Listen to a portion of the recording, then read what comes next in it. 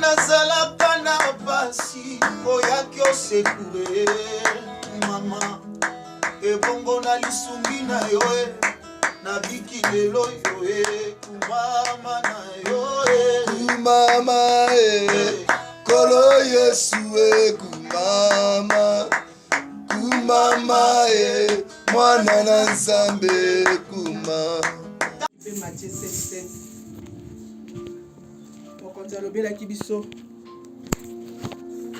Le corps physique ne suffit pas pour faire de nous des femmes compétentes, mais plutôt la bonté de Dieu. Amen. Au lieu de nous pitoyer sur notre sort, nous devons plutôt glorifier Dieu, d'être toujours là afin de nous secourir. Amen. Total ça qui biso femme compétente ndengeni to sengeli kozana kotika na makolo ya Yesu ata mikakatano ye ata bapasi ye ata makambo ekomeli biso ya ndenge na ndenge uleto milela lela to sengeli kotika na makolo ya Yesu Kristo. Pe alobela ki biso lisusu Dieu donne des choses extraordinaires aux personnes extraordinaires. Amen. Pour qu'une femme soit totalement plongée dans l'œuvre de Dieu, elle doit se connaître et connaître ses ennemis. Ses forces, se connaître, c'est-à-dire, aïe baba force na ba faiblesse na ye. Elle doit se découvrir et découvrir sa famille, surtout sa famille pour y rendre des alliés Jérusalem. Tokoki ko mitombola te to bundeli baninga balongi soki biso moko non to longi na mabota na bisote. Poto bunda bitumba libanda tolonga to sengeli liboso kolonga bitumba ya kati wana nde ekopesa biso ba arme ekopenza ko charger biso ekopesa biso ba armure nyonso pona ko combattre libanda. Amen. Amen. Yango thème ya lelo toponi le 7 ennemis de la famille. Na psaume 127 1 à 2 Bible le bin abiso si le Seigneur lui bâtit la maison, les bâtisseurs bâtissent en vain. Si le Seigneur ne garde, les gardiens veillent en vain. Donc, on va définir famille et zanine.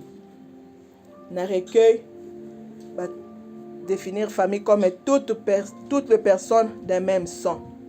La Rousse Alobi, ensemble des personnes ayant des liens de parenté par le sang et par alliance. Mais le civisme est tout le temps qui la famille est une base de la société. Pour être école na biso ezala malamu, pour être to bimisa ba konzi ya malamu, pour être to bimisa ba sali ya malamu, ba sengeli liboso kozala na base ya malamu ou ezali éducation de base ou na famille. Soki mosala nzambe, soki mokonzi ya mboka azali na base ya malamu te, ata alati poso ya meme motema na ye kozala ya nkoi pamba te alliance oyo azwi na famille makila oyo azwi na famille origine na ye ezali kopekisa ye azala malamu akosala na effort na ye moko me kati na ye ekobenda ye kaka makila wana ya alliance ekoganga kaka ti akobimisa oyo ebatama ya makila ya famille po etakangwama. Amen. Amen. To définir ennemi comme celui ou celle qui veut du mal à quelqu'un et qui haït quelqu'un. Ennemi azali oyo alingi mabe ekomela yo oyo ayini yo na motema na ye. Pe tozwi deux sortes ya ba ennemis. Nous avons les ennemis internes et les ennemis externes. Ennemis externes tozwaka ngo na elembo ya serpent. Monguna ya libanda. Parce que tu compares quand on a serpent pambaté, facilement on peut détecter l'ennemi externe de la même manière qu'on peut détecter l'existence d'un serpent dans la maison. Parce que le serpent a sifflak. Toko yo kamakele la monguna libanda. Ata aza pembeni na yo, azo sekisa yo, azo solisa yo, mais na sima na yo akoloba. Petanga akoloba mabe na sima na yo ekokomela yo. Yango wana sifflement ya serpent ennemi extérieur. Ako critiquer, ako calomnier, ako finga, ennemi externe makelele na ye ekoma kaka na matoi na biso. Na Bible tozwaki yango na exemple ya ba Égyptiens face aux Israélites na kati Exode. Ba Philistins face aux Israélites. Na 1 Samuel 5. Pe na mokili tozwaki yango na direction ya baninga ya bomwana, ba collègue de service, ba ennemi externe, baninga ya quartier, baninga ya baninga oto hérita, ba ennemi externe na biso. Deuxième sorte ba ennemi tozana ba ennemi interne. Oto zwa kango na elembo ya scorpion. La connaissance nous démontre que l'ennemi interne détruit plus que l'ennemi externe. L'ennemi externe tokoyoka makelele, kasi l'ennemi interne tokoyoka makelele na ye ata mokolo moko te. Tozwi yango na histoire ya Jacob, ya Joseph. Joseph a eu des ennemis internes oyo ezalaki bandeko na ye moko, ses propres frères. Na manque ya discrétion na ye, soki aloti ndoto abeteli bango. Na loti bino bozo fukamela ngai, na loti nga naza mokonzi, abeti yango pona kolakisa bonene ya Nzambe, kasi abetaki yango epai ya binemi interne, abebisi motema ya bandeko bakomi koyina ye dès le bas âge. Mokonzi atia talent na kati ya moko na biso dès le bas âge. Tozwi yango susu na lisese ya Elkana, le mari de Anne, na 1 Samuel 1 à 10. Béni nazalaki rival ya Anne. À chaque fois que Anne mobali na ye Alkana abandai kopesa ye ba double portion pour na kokende na ndako ya Nzambe, Béni nazalaki toujours ko mortifier Anne na ba injure. Pe Anne azalaki tango nyonso kolela liboso ya Nzambe. Ndenge nini l'ennemi akotaka na mabota. L'ennemi entre dans la famille lorsque nous laissons persister les zones d'ombre. Nous minimisons les choses. Likambo ekoyi na libota. Olie bofanda bo solola. Bo zipi yango. Inceste ekota na mabota bongo. Bofandi na ba cousin na ba cousine. Ba cousin kotalaka baninga na douche soki bazo sokola. Bana balobeli baboti. Baboti ule bapalela bana mosusu bazo banga. Bamarala bango bakoloba ke tozo nyokola bango. Tikaka kakanga moteme kosa eloko te. Baza bapaya bakokende. Nous laissons persister le mal.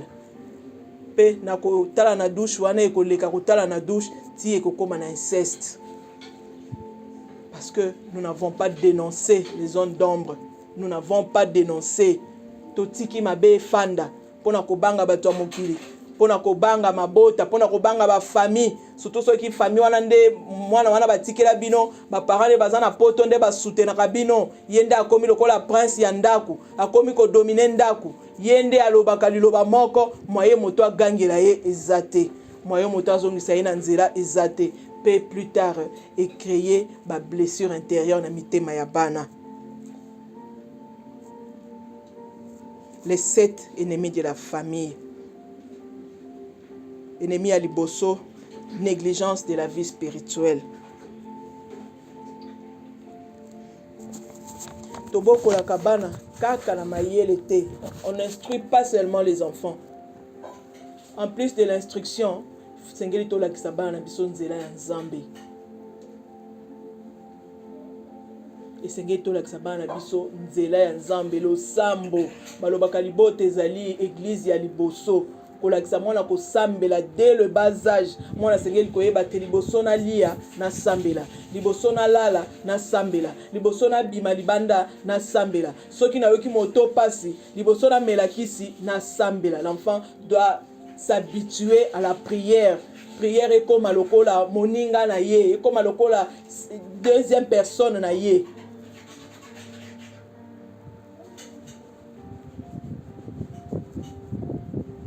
Lorsque un membre de la famille décide de prier de moins en moins, le diable va installer la rivalité. Soki na kati ya libota basusu bazosambela mosusu adeside asambelaka na ye te ekocreye rivalité na kati ya bana. Nga na vivre yango na foyer na ngai nalakisaki bana nga kosambela dès le bas âge. Les 2 premières bazalaki nano na école primaire ya liboso na première na deuxième primaire ya mibale na première primaire. Toye kozwa grande sœur na bango, demi sœur na bango mobali nanga botaki na jeunesse na ye. Bana bazana posa kosambela dès le bas âge ba musique yo amokili bande kotala te. Metango ya na bango akoti na ndako ye il faut atala kaka musique wana. Ceux qui bana baboyi babotoli télécommande, rivalité ekoti. Incompréhension ekoti. Maman na bango ndazo tinda bango. Si une personne, un membre de la famille décide de s'écarter de la prière, boye bakate bitumba ekoti na ndako. Membre de la famille ezaka bana te, ata tata, soki papa albimi liboso ya Nzambe, soki mama albimi na présence ya Nzambe, rivalité ekoti. Na Bible tozwi un exemple ya Caïn na Abel. Na Genèse 4:9. Tango Caïn abomi son frère, Nzambe a tout nié. Où est ton frère?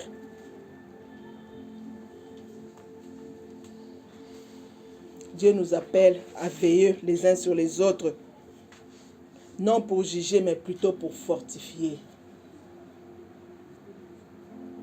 Tobotama mokolo mon côté, tobotama na ba circonstances mon côté, tobotama na ba don mon côté, tobotama na ba charisme mon côté. Charisme Nzamba tiekat na yo, il te demande de supporter l'autre, de fortifier l'autre. Ma bende ya yo kate.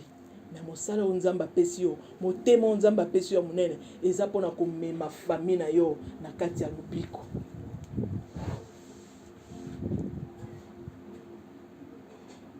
Deuxième ennemi à libota, manque de communication. À cause des réseaux sociaux, la plupart des gens passent le temps devant leurs appareils au lieu de dialoguer. Manque de dialogue et créer séparation makasi na libota. Ezala entre parents, ezala entre les enfants, entre parents-enfants. Bana na biso bakomi kozwa ba solution na ba problème na bango na ba réseaux sociaux. Biso pe ba maman tokomi kozwa ba problème ba solution na problème na ba réseaux sociaux. Naza na groupe moko ya Facebook femme groupe moko ya ba femme mariée bon, femme respectable, femme mariée. Et à ma grande surprise, des femmes exposent leurs problèmes de foyer dans les réseaux sociaux pour que les amis commentent, pour que les autres se moquent d'eux, pour que les autres passent où va le monde. Est-ce que solution il y a problème na yo ko zwango na baninga o kutu yo yebite o yo monate o yebi état d'âme na bangote. Pour ceux qui ne exposer problème ya foyer na yo na baninga ba pesa yo conseil. Le conseiller c'est Jésus-Christ. La Bible nous dit la solution ne nous vient ni de l'Orient ni de l'Occident. La solution est un problème de ya kaka na makolo ya Jésus-Christ parce que c'est lui la solution à tous nos problèmes. Mobali nanga azwi mwasi, mobali nanga aboti libanda na sala nini, mobali nanga memi mwana na ndako, bokilo nanga asali boye na sala nini. Est-ce que ba conseil ba kopesa yo yango ne komemela yo kimia? Parce que ce qui trouble les côtes na libota eza ozangi nde kimia. Est-ce que kimia eko uta libanda na ba inconnu o ba yebi yo te? moto apesaka kimia solo c'est Jésus-Christ. Amen. Réseaux sociaux ezokabola mabota, réseaux sociaux ezozangisa dialogue na mabota, réseaux sociaux ezokimisa ba solution likambo bokokaki ko trouver solution à quelques secondes. Mutu na mutu afandi na coin na ye azoluka solution na ye na Facebook, azoluka solution na ye na WhatsApp, azoluka solution na ye na Messenger. Solution ko utela biso kuna te. Communicant. Oza na problème lobela moninga. Bible lobi na biso butu ekuta yo na kanda te. Sur réseaux sociaux ko pesa yo solution. Est-ce que solution wana okokabola ngo la moninga na yo alibala? Okokabola ngo na bana. Réseaux sociaux nde ko éduquer yo bana.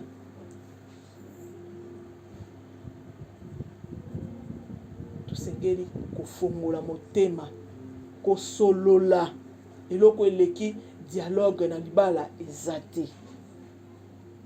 Soki likambo ezali palela moninga ata ndimi tort lelo te, andimi yango sikoyo te, conscience na ye eko reprocher ye pe akolobela yo boye te, mais ako changer comportement na ye kaka na ndenge oyo olobeli ye wana.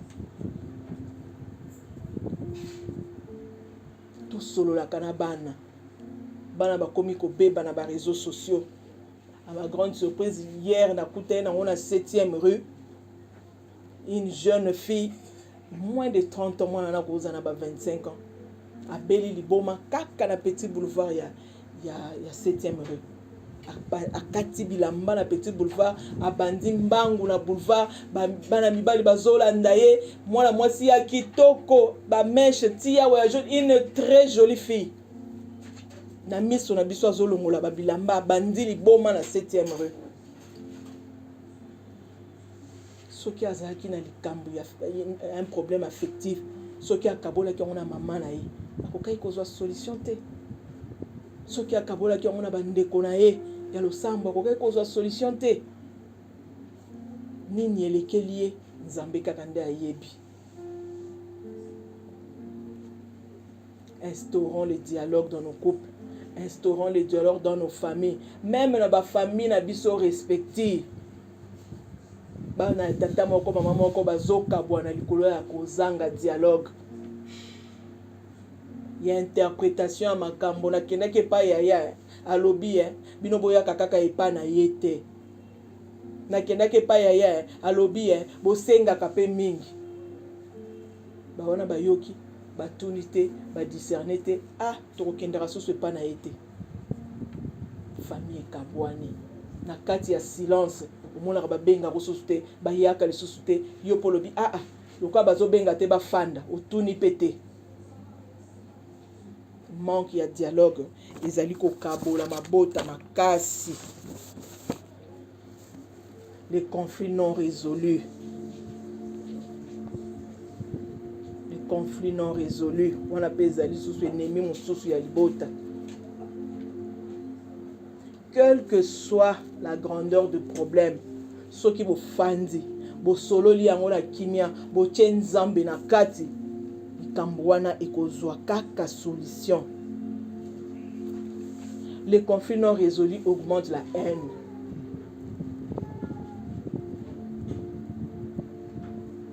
Les conflits non résolus instaure la division.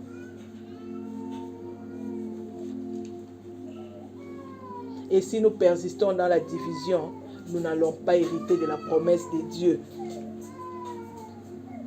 Et Nzamba ko bomba promesse wana na ba génération future. Kaka ndenga salaki na bana Israël. Les enfants d'Israël ont attendu 40 ans pour entrer dans la terre promise. Nzamba lingaki a éliminé nan, a tamisé banani génération nini, génération o nini ngala ko bénir pour ba kota na terre promise.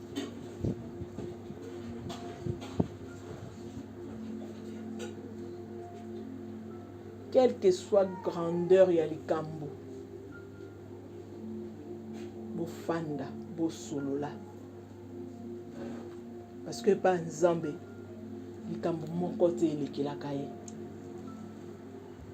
rien n'est impossible devant Dieu.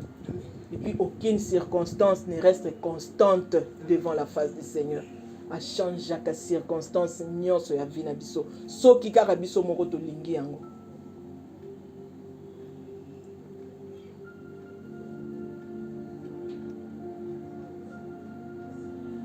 Eloko mosusu ezokoboma bafamille na biso ezali négligence des enfants. Biso baparents, négligence na éducation ya bana.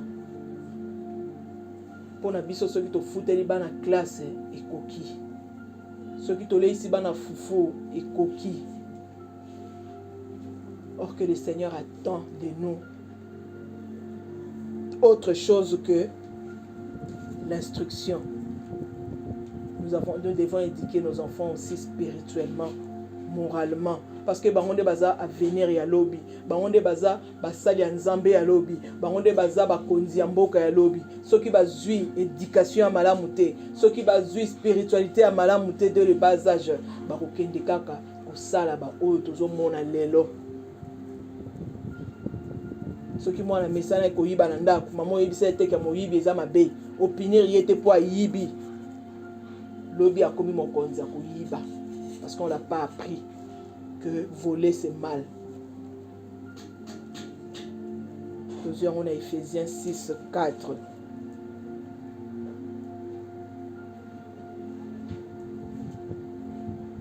Nous devons défendre la cause de nos enfants, surtout biso ba maman. À cause des Sion, je ne me tairai point. À cause de mes enfants, je ne me tairai point.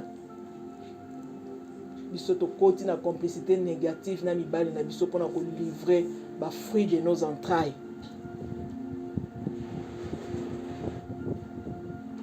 Mobali ayeli o jeep, ayeli o bijou, ayeli o super, o livrer bana. O sacrifier bana oyo moneli pasi 9 mois na libomo. Na douleur et enfantement. Aujourd'hui premier né na yo opesi mobali asakana na ye. À cause ya vanité. Mokili mona yo tambolaki, mokili mona yo bimaki, mokili mona yo lataki. Mais tout ça au nom du sang des enfants que tu es en train de verser. Tofongoli brèche na mibali bakomisa bana biso bizengi bayiba mayele ya bana babebisa abusé na bana.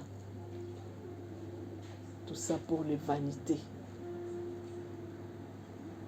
Éducation ya bana na yo tie wapi yo babebisaki yo bayibaki mayele na yo babusaki na yo, ba parents babokoli yo kaka na pauvreté wana,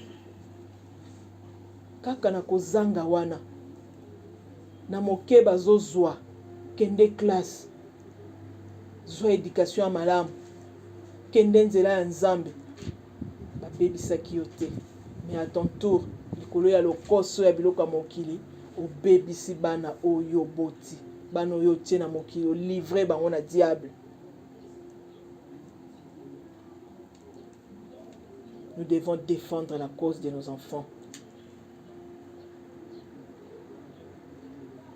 5e ennemi, la jalousie. Nalobaki ne bandeli. Tobotamaka moto na grâce na ye, moto na don na ye, moto na talent na ye nzamba tie kati na ye.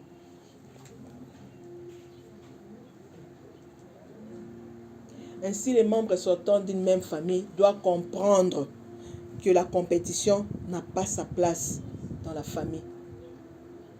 Tokowe la nini? Biso tobimi makila moko. Tokowe la nini? Biso tozali bana ya tata moko, bana ya mama moko.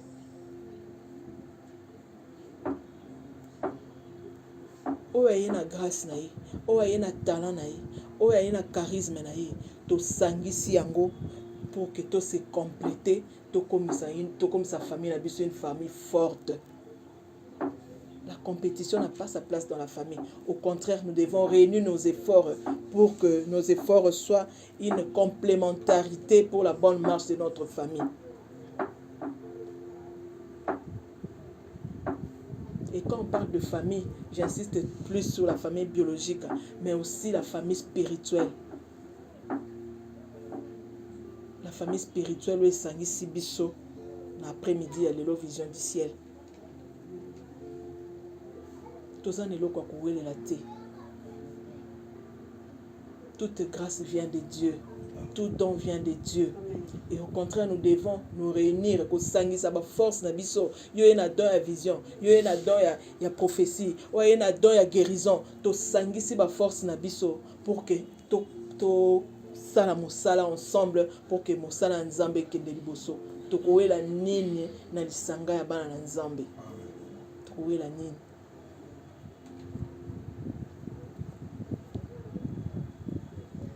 La médisance, sixième ennemi.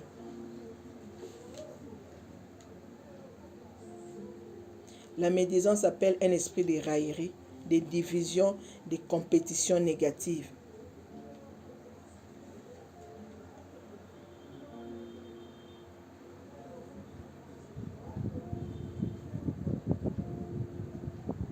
Tout le monde a la famille. Dès que tu botami.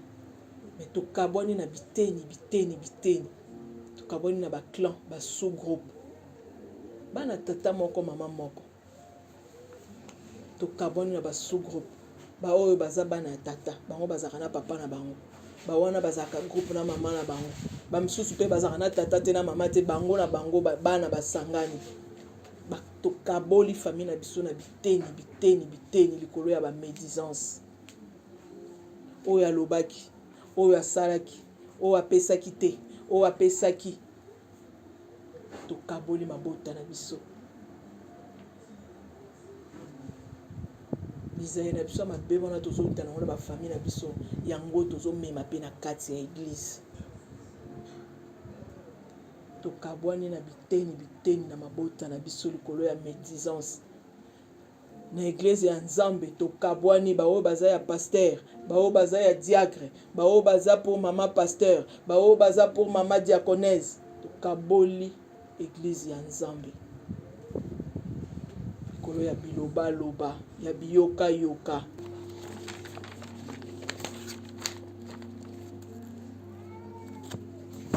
Septième ennemi, c'est l'égoïsme. Vivre pour soi. Dieu t'a placé dans cette famille pour un but bien précis. Et vos dons, vos potentialités doivent profiter de votre famille. Touti na ba tokoli, touti na ba église, toleki na ba église ya ndenge na ndenge. Soki Nzamba longoli biso bisika tozalaki, akomisi biso na vision des ciels. C'est pour un but précis. Nzamba salaka makambo na hasard te.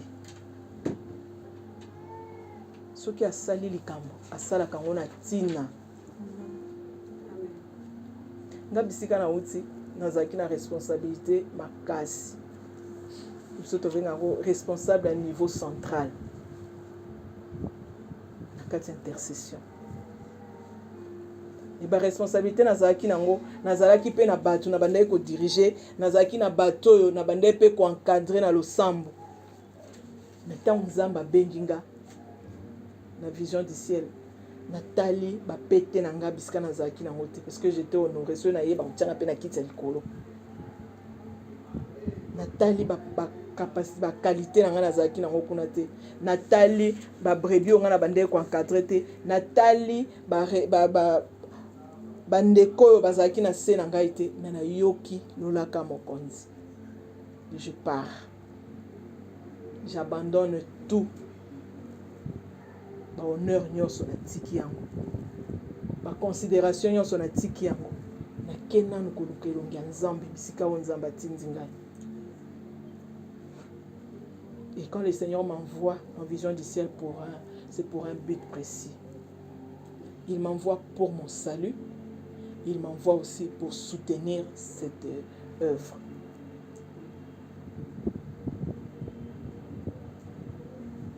Ayoki cri moko ebetamaki quelque part.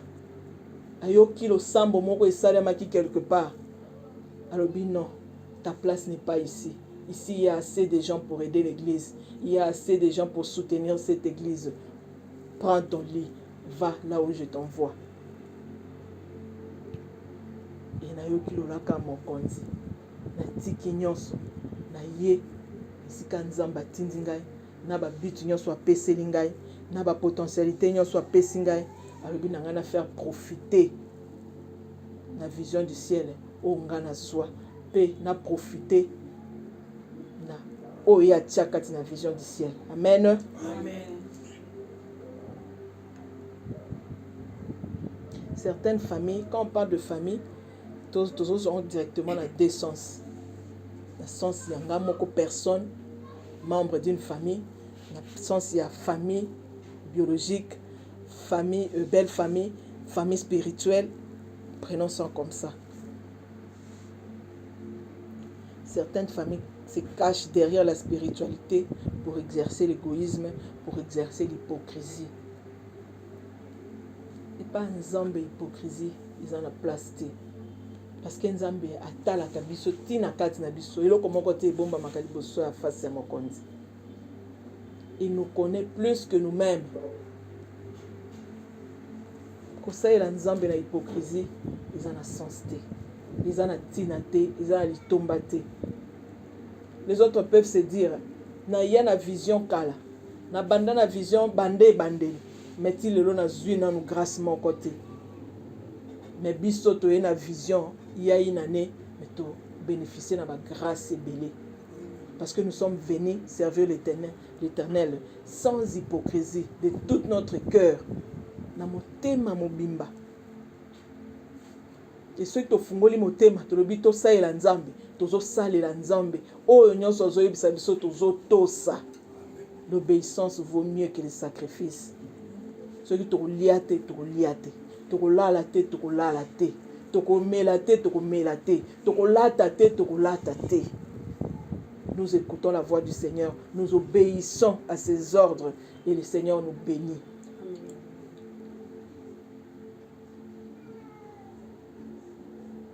Vendredi, on a un témoignage. Il est la semaine passée. Vendredi, là, ça y est, belé. Donc, na si ba réunion 14h, 15h na bandi ko tangisa ti 17h. Très fatigué na zongi na ndako. Comme na ndako na sukoli na koki ko liate. Na bina lala. Nzoto fatigue makasi. 18h na komo ka fièvre. Na tandika liputa na se na lali na finiki dra. Bana babengi nga bino ko solo na bango te na lala. Non, je me sens très fatigué, je me repose. Na lali, na la muka 23h, na sayi lo sambo à 23h, ti to komi samedi. Nazo kaka douleur moko na likolo na sea. Donc, ekonda moko swinga wana bi assurement pesaka ekonda. Na chefu mbot o ekauki me oya awa zoka ukate. Et puis prière samedi, tout sambeli esili. Samedi tant tozongi so na ndako nangala mwana toyaki lo sambo.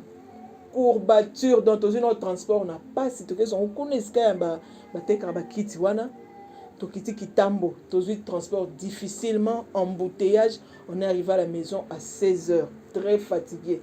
Raphaël, maman, j'ai mal à la tête, je me sens pas bien, Gabi bon to melaki sima to sambela non to lala to sambeli to lali na ba pokwa wana comme il ba 20h le comme ninga lokola libende batienga libende moya ko plier ezate moya ko tombola ezate douleur makasi on dit au fait pas sur pe nazo yoka no mona ka rougeur mais nazo yeba tezani pour quand on photo na tala les années na kangi photo na tala lokolo evimbi tout autour et sali moi pembe moko na kati. Alors je ne comprenais rien, c'est quoi eza bibon te eza ekonda te.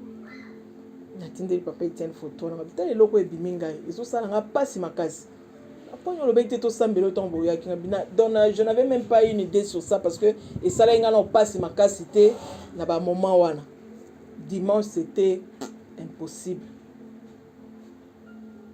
Si nazo sambela, nazo loba, nazo tambola, mais douleur et zo salanga makasi. Celui qui na fandi moi na télémisate.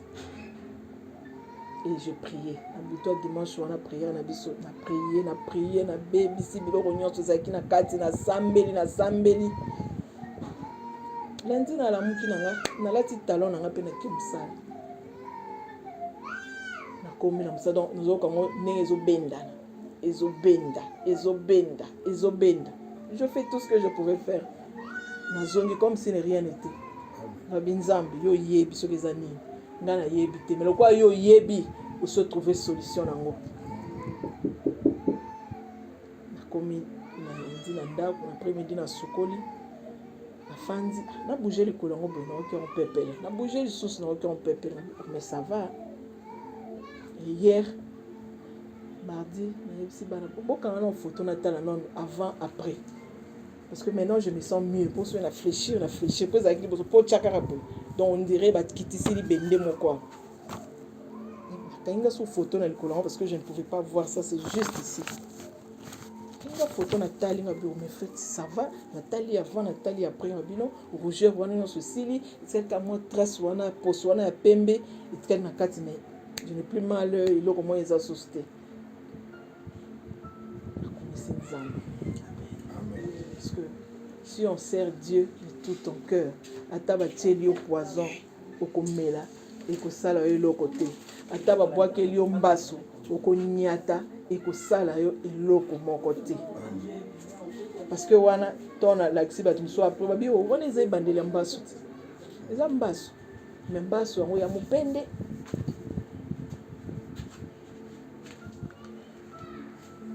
Nous devons servir le Seigneur de tout notre cœur. Égoïsme, hypocrisie, et pas la nzambe za na mona tinate. Parce que loko mo te bomba na kaliboso ya mokonzi. Soki olingi nzambe, linga kaka ye. Nzambe basangisaka ye te. Nzambe basangisaka ye te. Olingi nzambe, moko kepa nzambe, moko kepa bambikudi. Moko luki nzambe so ili kambo lekeli yo okeluka ba faux prophète moko luki nzambe wana ata osali 10 ans 20 ans na église okomona loboko nzambe te.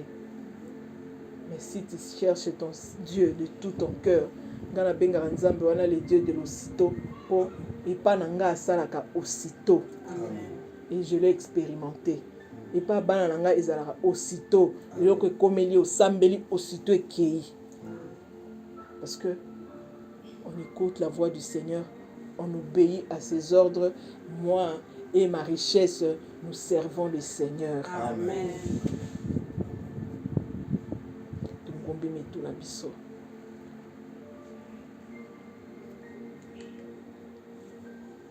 Toujours qu'il y a un grand thème na biso.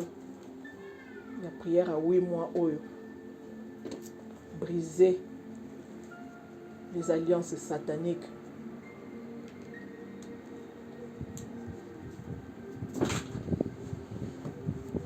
Division nini eza na kati ya famille na yo. Likambo nini oyo ekoti na kati ya famille biologique na yo. Réclamation nini oyo ezali activé na famille na yo. Ezangisa o kimia. Ezopekisa yo kosalela nzambe na motema mobimba. Problème nini okuta na ona mosala. Nini ozali kokuta na ona libala. Ezali kolelisa yo. Ezali kobenda yo na se. Soki ozangi kimia makasi ya koluka nzambe kozala te. Ce n'est pas pour rien qu'on appelle notre Jésus le prince de la paix. Oui, dans notre misère, nous cherchons le Seigneur. Mais généralement, dans la misère, on cherche que l'autre prie pour nous, pour avoir la paix. Et dès qu'on a la paix, on peut se lever et prier pour soi-même. Dans le désespoir, on ne sait pas chercher Dieu dans le désespoir. dans l'angoisse, on ne cherchera pas Dieu totalement. Ce qui motema eza moto moto, motema ezangi kimia, motema likolo likolo, mon frère, ma soeur, okoluka nzambe na bosolo te. Tu auras plutôt besoin que l'autre cherche Dieu pour toi.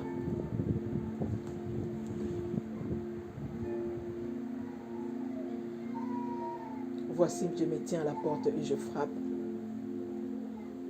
C'est lui qui entend ma voix. Ouvre sa porte, j'entrerai chez lui. Mokonzi atelemi na ekuki ya motema no azali kobeta. Likambo nino eza na kati ya motema na yo. Nino ezali kotungisa yo. Incompréhension nini euti wapi? Oyo ezali kozangisa yo kimia na kati ya libala. Ba projet ezali kosaaccomplir te. Kimia ezali te. Esengo ezali te. Tokoma ko vivre na vie ya si je le savais. Soki na yebaki mena kotaka te. Soki na yebaki mena botamaki na famille oyo te. Soki na yebaki mena salaki projet oyo te. Le Seigneur t'a envoyé dans cette famille pour un but précis.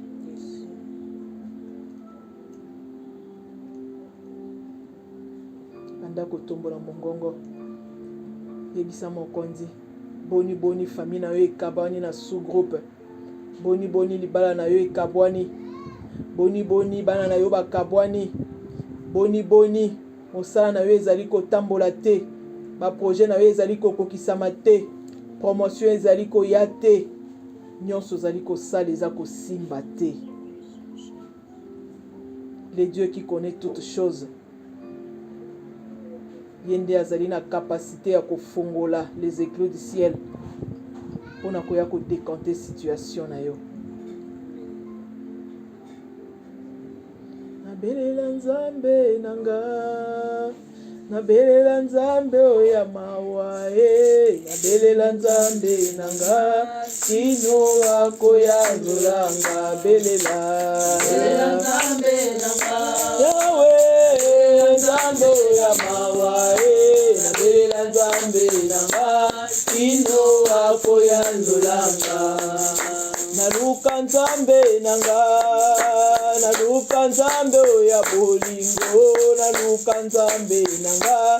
Kino wako ya nulanga belela. Belela nzambe nanga. Yahweh nzambe ya mawa nabelela nzambe nanga. Kino wako ya nulanga. Naluka nzambe nanga. Naluka nzambe ya eyano. Naluka nzambe nanga. Kino wako ya nulanga belela. Nabelela nzambe nanga.